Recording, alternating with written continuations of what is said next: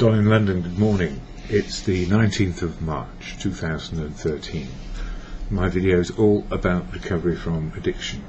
Recovery from addiction to substances or behaviour, addictions to being perfect, trying to be in the right relationship with the right girl at the right time, trying to be in the perfect relationship with work, that is, being the best I could be, striving for perfection and never getting there. But I did do a few good things along the way to be helpful and useful and successful. But I never really enjoyed it, and no amount of work, no amount of being in the right relationship was ever going to fix what was wrong with me, and that was not knowing it was okay to be me and just be a learner one day at a time. I always learned things. I learned how to be a chameleon. I learned how to do different things at work, change job, learn that, change job, change career, always striving for something. I suppose peace and tranquility would have been quite nice, and I often felt peaceful, but the tranquility bit was quite elusive, and being at peace in the company of other people is probably the best place to be. Being at peace in the company of one person or many people, and being able to be a part of things, to be included and not have to be right and not have to be wrong and not have to do anything to make the situation as I thought it ought to be. So no longer frustrated by all of that stuff, and no longer having a need to fix myself or the situation. The situation is perfectly good as it is, and if I like it I can stay, and if I'm not so sure or I'm not really liking it, I can move away without disturbing other people and what they're up to. So it doesn't have to be my way or the highway. Well, I suppose it is in a way, but it's not about my way and the highway. So a lot of learning from me, undoing what I thought I ought to be doing and starting to do what is good for me, which is say to myself, it's okay for things to keep on being different. It's okay for life to be good, bad or ugly, and it's okay to be an alcoholic in recovery. So my name is Don, I'm an alcoholic in recovery, one day at a time. What helped me? Professionals originally said, why not, now we've dried you out, try something which is sustainable. Get help from people who know what they're talking about. And I said, well, where are they? And they said, well, normally people get their wits and their understanding of life back, get their freedom back by going to a fellowship called AA, Alcoholics Anonymous. And I never thought I would go, because I was a special case and I knew I could do it on my own. Well, I tried doing it on my own, and self-will will fail in my case. It did fail, and I needed help. And finally, I did say to myself, I cannot do this on my own. And that was the start of a life of learning everything new without a blockage in a way, which was self-medication and self-harm. That's what addiction did to me. I haven't stopped drinking coffee, still need that. I don't need it, but I like it. And it's one of the less dangerous things, I guess, if you look at the overall picture. So what about AA, Alcoholics Anonymous? Well, I share a lot about it. I don't represent it, and I cannot represent you if you're in AA. You have your life, your freedom and your choices. So I'm not speaking for you, ever, and I'm not speaking for the fellowship, but I can speak how fellowship helps me daily live life, and helps me daily because I understand how the 12 steps work for me today. That's the 12-step program, as it's often called. Well, it's just 12 suggested principles which will help you. And in January I covered step 1, all about being powerless over alcohol, and if I drink, life will get unmanageable. It's a bit bigger than that for me. I've included people, places and things in that. Powerless over people, places and things. Good, because I don't have to think that I ought to be managing the situation or making it better. I could just be part of it, and if I have a suggestion I can make one, but it's not necessarily going to be taken on board. And in February I covered step 2, which is all about being restored to sanity with the help of a higher power. So restoration to sanity on a daily basis. We can be driven mad by good, bad or ugly things on any given day because we feel it. There's nothing between us and what's happening once we've taken out the cover, if you like, or the alcohol. We see reality as it is, good, bad and ugly. And yes, of course, I'm human, and things can drive me mad, frustrate me when it's going badly or people are being horrible. So we have to learn what to do and how to cope with it. So I can be restored to sanity if I take a step back and say to myself, I'm not here to manage all that, that's their lives.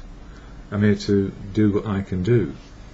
And it's not to make them better, it's to make the best of what is, engage if I need to, and let go, very much let go, trying to put it right when it's somebody else having a mad session of some sort.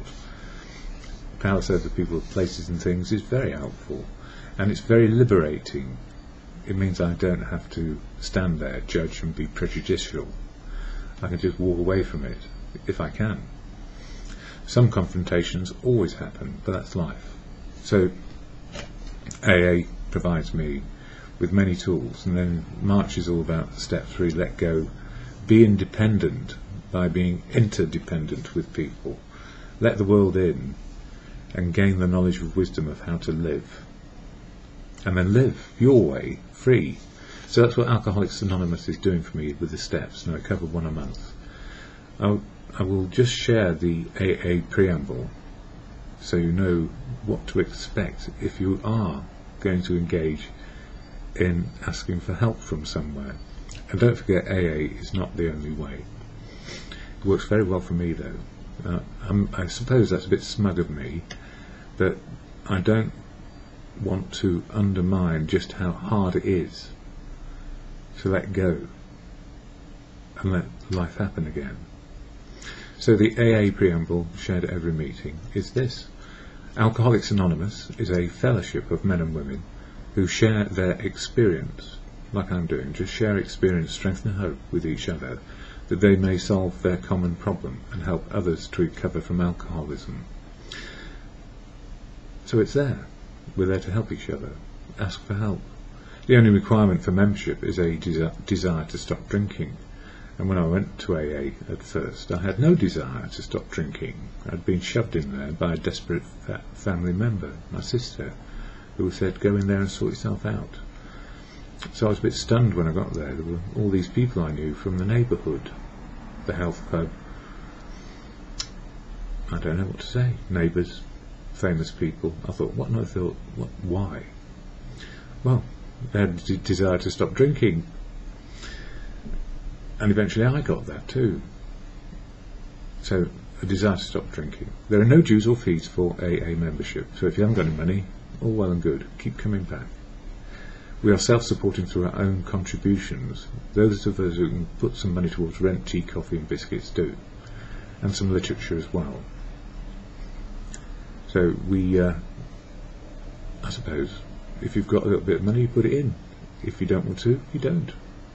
And that's it. You don't have to do anything, just a desire to stop drinking. Now, really important, as is everything on this little bit of paper, AA is not allied with any sect. It's not allied to anything, sect, denomination, politics, organisation or institution. Does not wish to engage in any controversy, neither endorses nor opposes any causes. So the fellowship is therefore one thing. Our primary purpose is to stay sober and help other alcoholics to achieve sobriety. So it's all about sober. At the same time, every single person in the fellowship is, or might be, part of a sect, denomination, have political ideas, be included in organisations and institutions. They may, we can engage in any controversy, we can endorse or oppose any cause. That's our freedom. But AA is there for sober but you'll hear everything else. And some people say AA is a cult. Well, I don't know about that. I mean, you can belong to a cult as well as go to AA, I suppose, if the cult will allow you to be a recovering alcoholic. But the whole point is to get your freedom back. So, if your freedom sends you into a cultish or whatever it is, fine. But, religious people come to AA, atheists and agnostic, people who just are totally confused, like I was, and they get to understand how the 12 steps can work in life.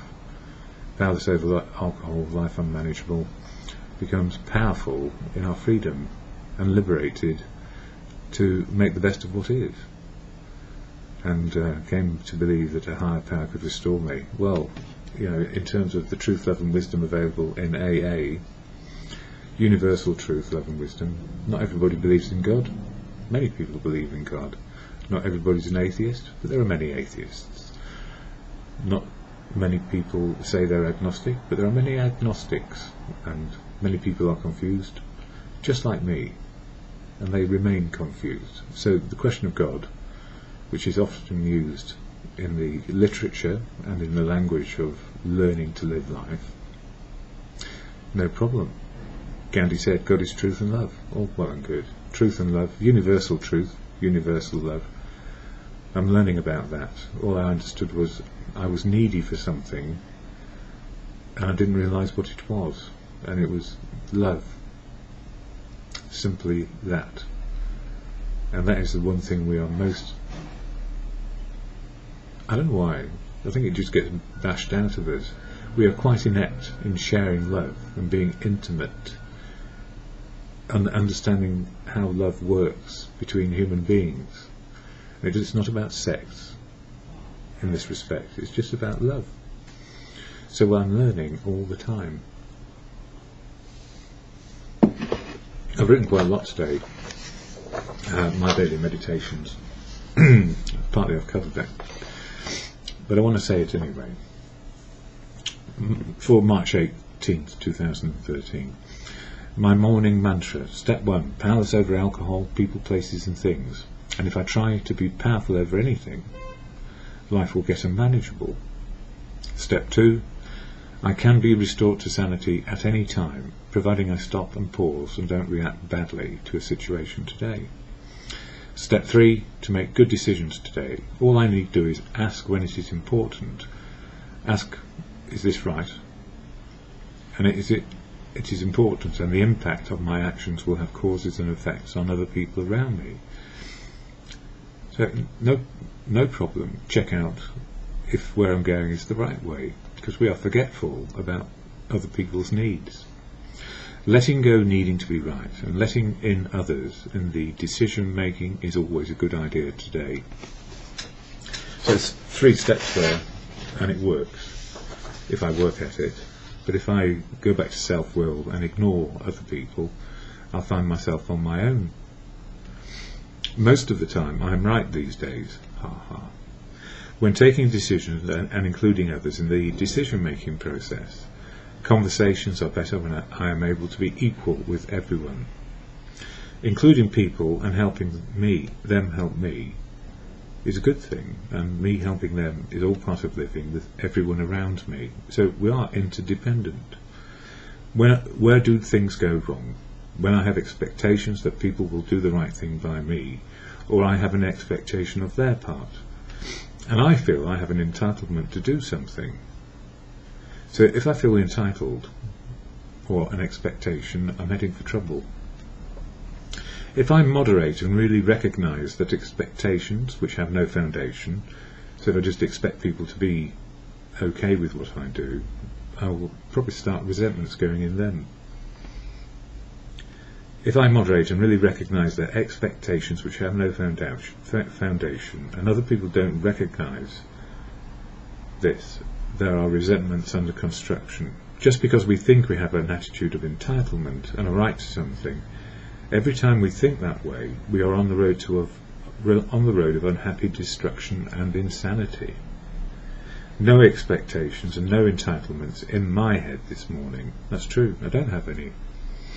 Although I do expect a plumber later, or even now. They may knock, so if I have to, I'll stop. Yeah, no expectations and no entitlements in my head this morning. So even if you can't fix the drains, which seem to be backed up, I don't know what's in them. They can't be clogged with hair, can they?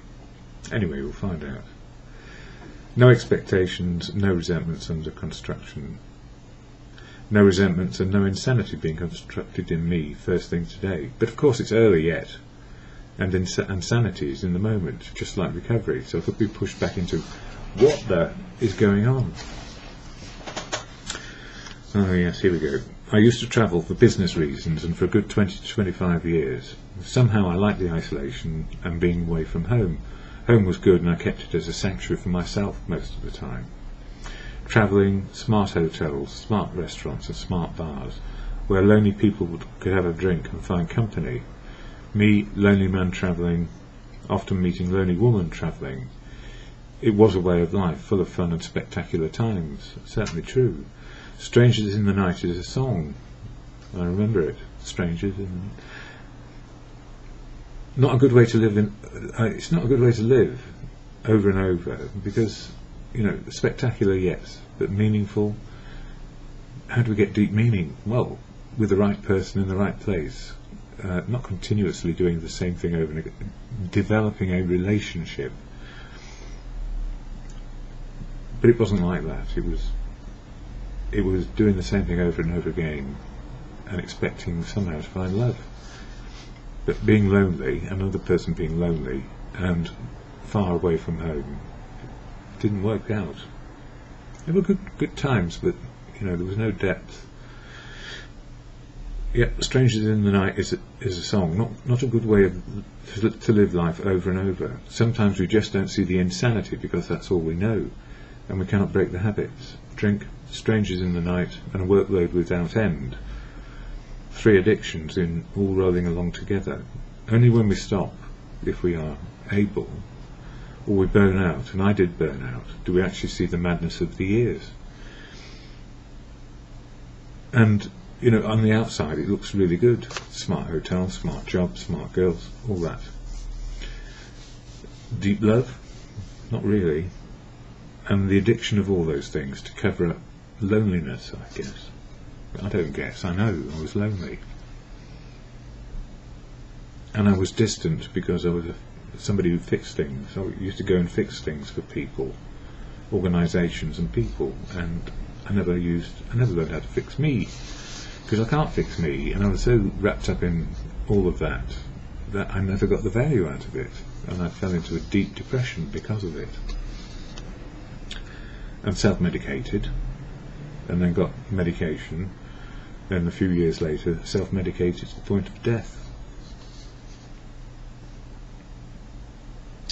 Anyway, people talk about denial, that we need denial when life is extreme, and certainly because we cannot cope with the reality of what has happened when we have a nasty shocking life experience.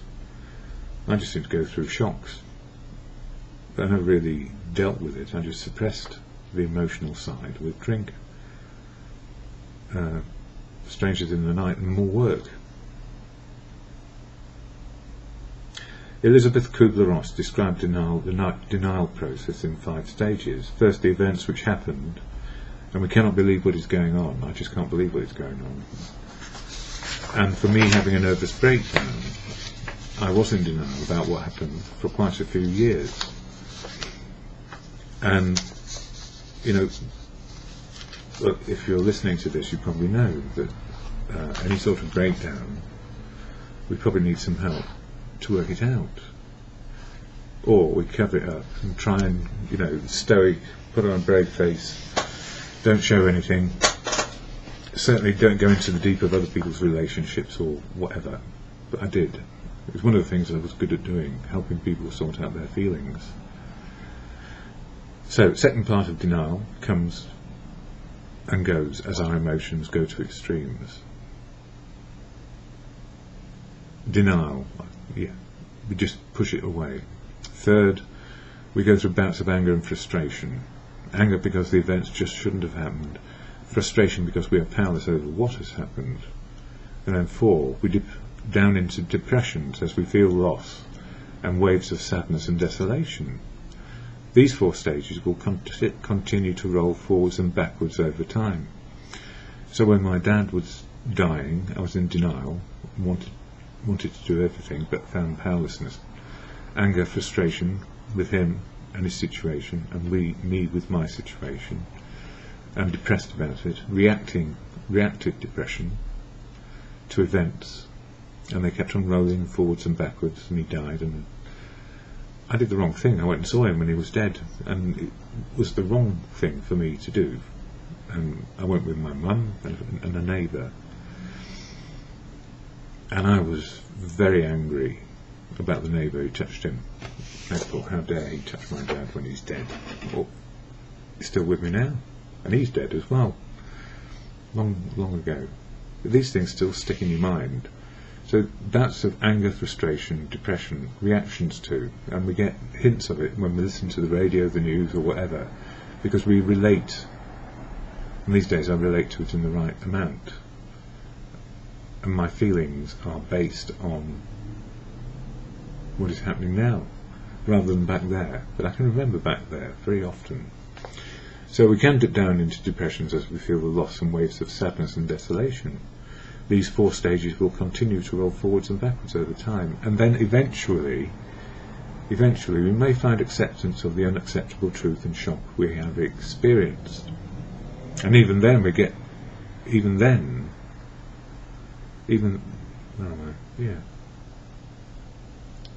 our feelings roll backwards and forwards. Acceptance of reality can lead to gaining perspective of our losses over time. I'll read it again, just to be sure. These 4 stages will continue to roll backwards and forwards because we get reminders. And then eventually we may find acceptance of the unacceptable truth and the shock we have experienced. And even though we get to the acceptance of the truth, our feelings will roll forwards and backwards for as long as it takes. And if you deeply, deeply loved someone, forwards and backwards over good, bad and ugly times will happen. Because we're human. And, every experience over those years, pretty much I remember it. Whenever I blacked out, with blackout drinking, it was more often alone than when I was with someone.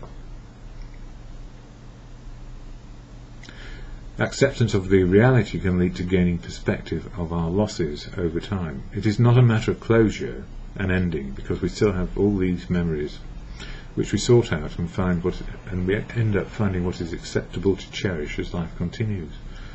So I have horrible memories of what my father was like, but I also have great cherishing moments when he was able to tell the truth of how he loved us. And he was never really able to share that because he pushed us away. And we learned to be pushed away. If we are fortunate, we do find acceptance and how to cherish the good, and hopefully the bad and the ugly is replaced with new events and new life experiences. Many humans get stuck in denial of the truth and cannot move forward at all, because the reality of what happened can play not only in nightmares. Past events encroach and fill every waking moment with the horror and the shock when we cannot let go. It took a long time to realise how many shocks and traumas I had lived over the years, hidden by 3 addictions. This is me. It was all hidden underneath all this stuff. And when I say stuff, I don't mean it in a dismissive sense.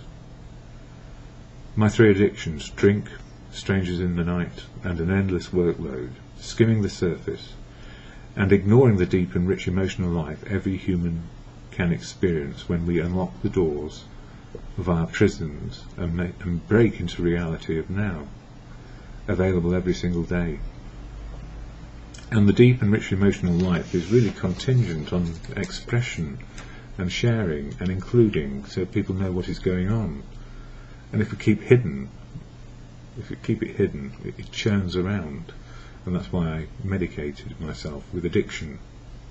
I did. I was in denial back then, couldn't see it and ignorant to it. Now I'm not.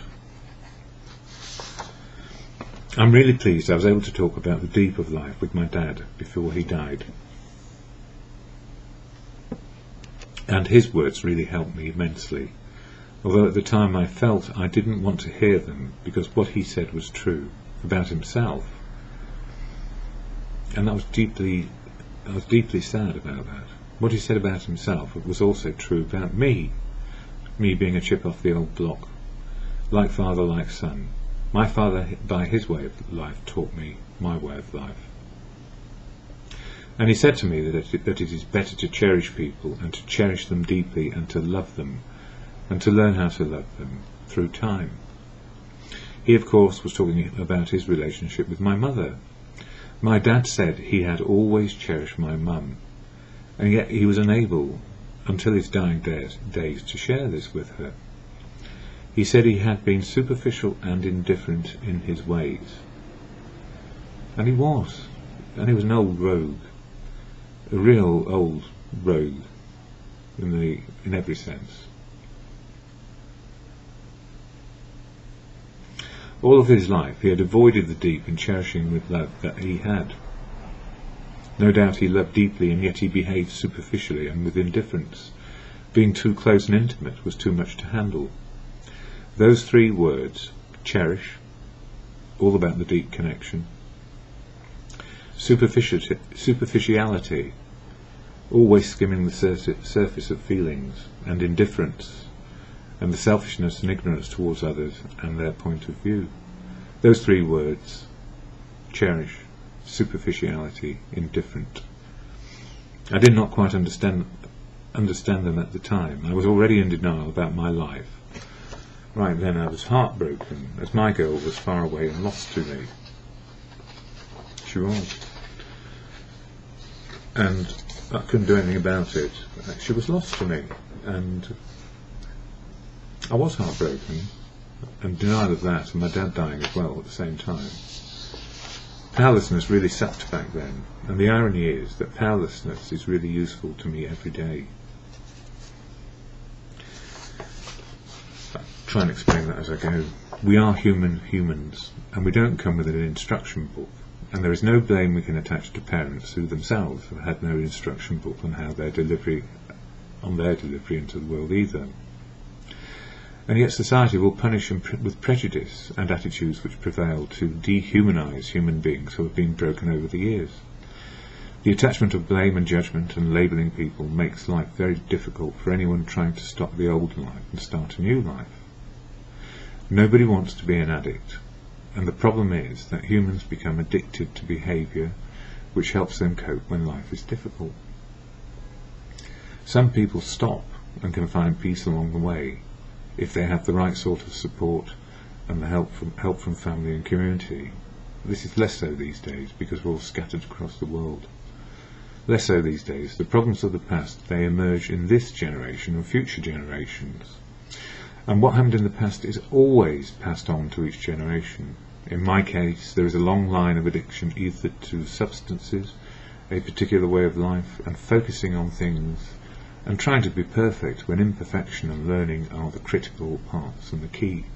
Learning, critical and key to a good life. We will never break denial unless we face the truth of who we are, what happened and how. We can understand what happened and how we can then be redeemed by learning life all over again from scratch, and with the wisdom of the past inside us. And what I mean by that is, we do start from scratch when we come into recovery, because everything we depended on is gone, including how we live life, and the old life full of fear, pride and ego, the new life all about courage to change, faith in doing the next right thing, and building confidence that it's okay to be me and a learner. And that's it, a learner. Put the L plates back on and tell people you're putting the old plates back on because you're living life in a new way. And it's frightening, because it is, it's bloody frightening. It's brand new.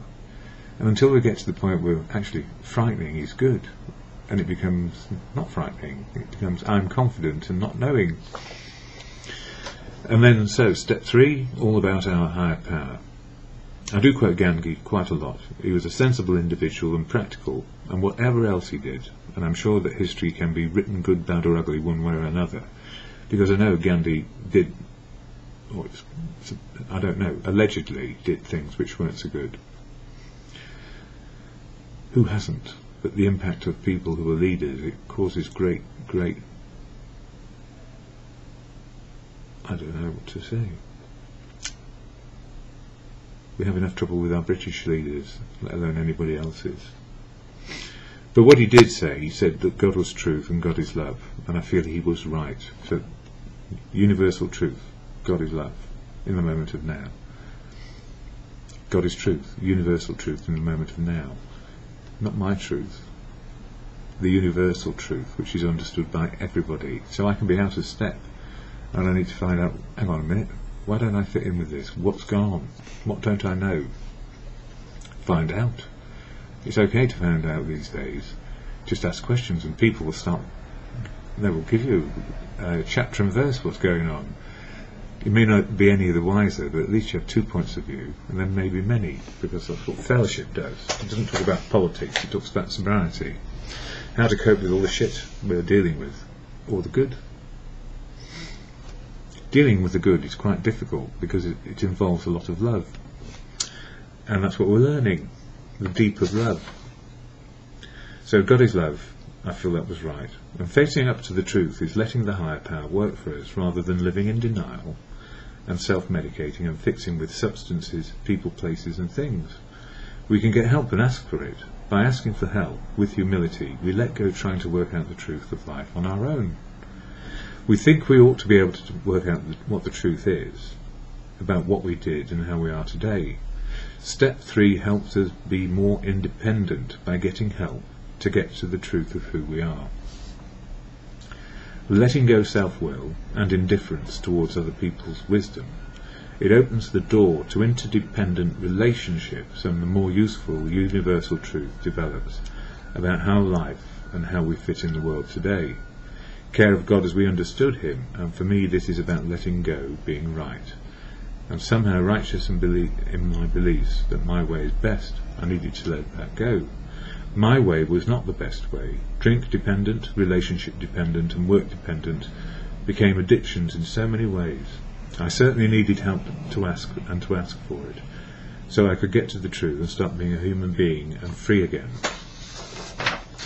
I would not have considered that being powerless would ever be the great liberator in my life. Freedom from self, freedom to open up and learn life, and find acceptance about me, simply another human being, another human experiencing life in the moment of now. And if I don't know what to do, asking for help with humility will open doors far faster than a demand or an entitlement. I do like life on life's terms. Gratification is never immediate if it is going to mean something.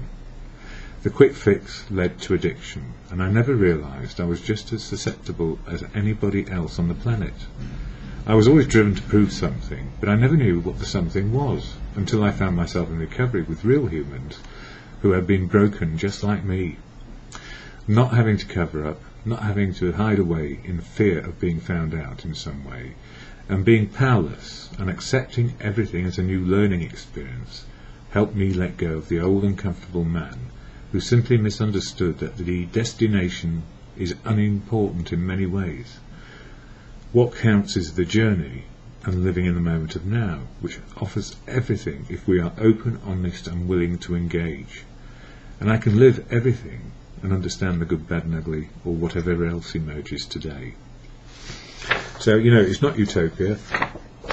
Who wants utopia? You wouldn't learn how to love people, would you? You'd just be loving all the time. Well, what does it mean if you just...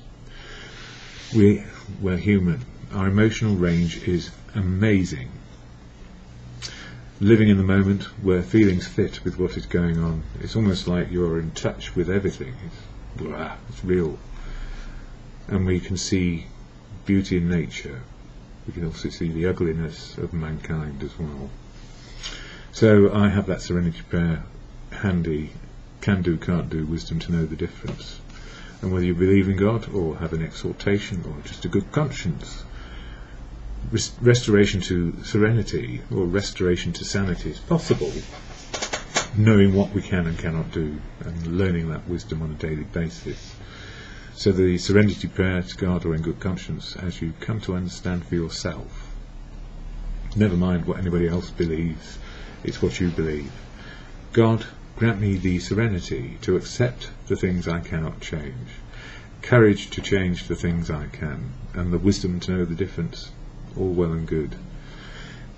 On March 19th, 2013, and the Pope's on the telly, he's giving his speech about I don't know what, but I'll find out later. I have a feeling that this Pope has a lot of humility. He likes to cook his own meals. He's not so interested in ornate dresses to wear, and he's very practical. But if he's a hardliner on some of the old stuff, and modern times, we take the wisdom of the years, and we're living in modern times, modern understanding about humans, all being different in some way. I love the diversity of life and how people are. Let them be themselves, and then we can be ourselves as well. We don't have to impose on each other. We're not fighting. Well, we are in some places in the world. We're not too far from barbaric things. But life is rich, emotionally and spiritually, living in the moment of now. We are lucky if we are on that road, and with help from wherever, whatever works for you. I hope it works today.